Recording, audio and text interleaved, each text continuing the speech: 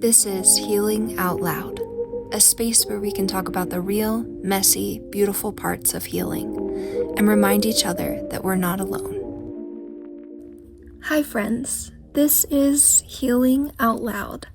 I'm Morgan, and this is my very first episode.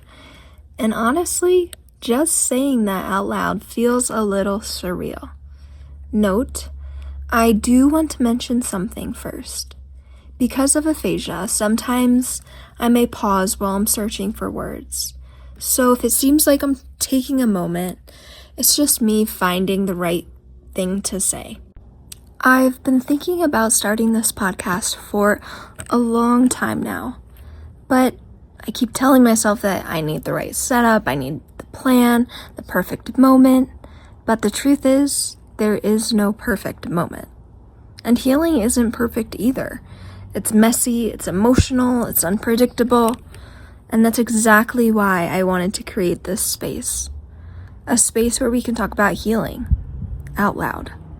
So, I want to start by sharing my story, because everything I'm doing now, this podcast, my nonprofit, the retreats, it all comes from a moment that completely changed my life. About 4 years ago, I had a stroke when I was 22 years old. And even now, that's something that still feels so strange to say.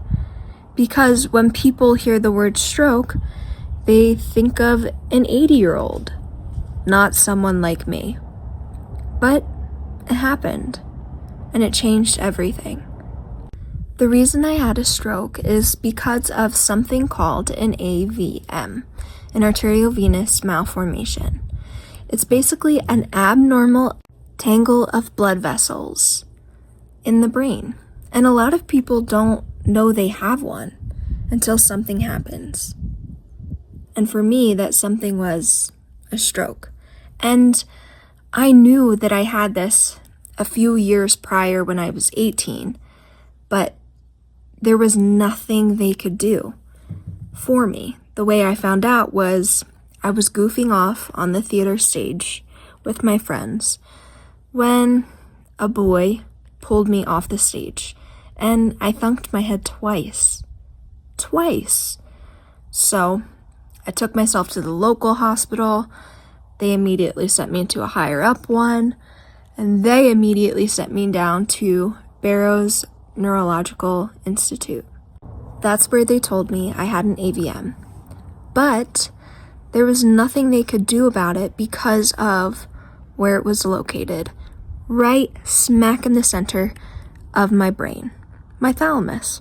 So I went on living for the next 4 years up until I had my stroke, which I had on May 30th of 2021.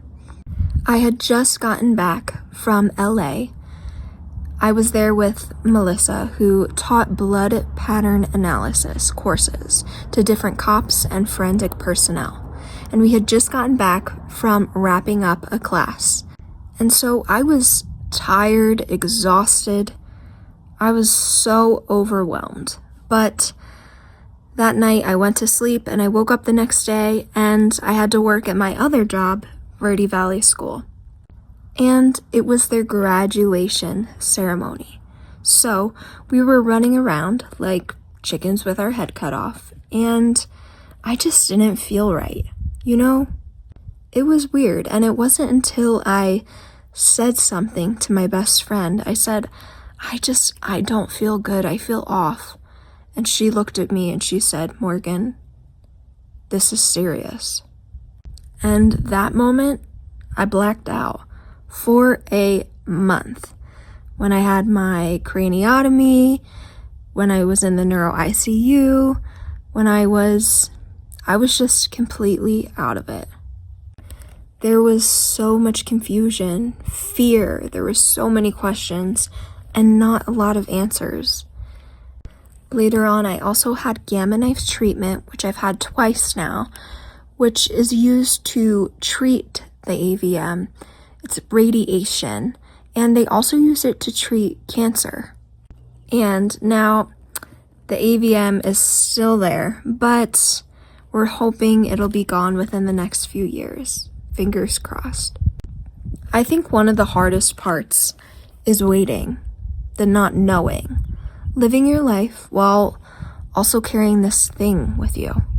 Recovery is something that I don't think people fully understand unless they've been through something like this, because it's not just physical, it's everything.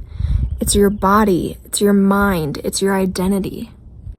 You're not just healing, you're learning how to live again, but in a completely different way. There were moments that were super, super hard. Moments of frustration, moments of exhaustion, moments where I just wanted things to go back to how they were before. But there were also moments where I realized something very important, that I was stronger than I thought I was. There's also this deep sense of gratitude that comes with surviving something like this. Just being alive starts to feel like everything. The small things become big things, moments feel different, life feels different. And that shift, that perspective, is what led me to create something bigger than myself. I started a nonprofit called Living with an AVM because I realized I'm not the only one going through this, and no one should have to feel alone in it. We host retreats in Sedona. I'm so excited. We're doing our first one this fall. And the retreats are really about healing, not just physical healing, but emotional healing, connection, community.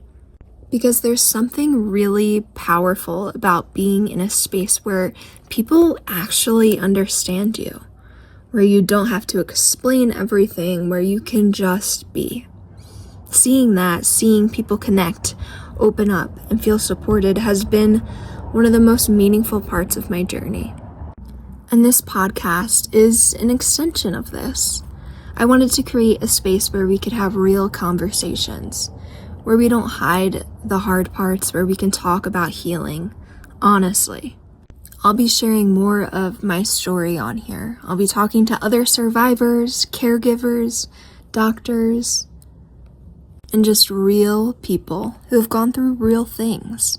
Because healing doesn't happen in silence. It happens when we share, when we connect, when we feel seen. So, if you're listening to this right now, and you've been through something, or you're in the middle of it, I just want you to know, you are not alone. Even if it feels like it sometimes, even if no one around you fully understands, there are people out there who do, and this space is for you. Thank you for being here, truly, especially in this first episode. This is just the beginning, and I'm really excited to keep this going and to bring you along with me. This is Healing Out Loud.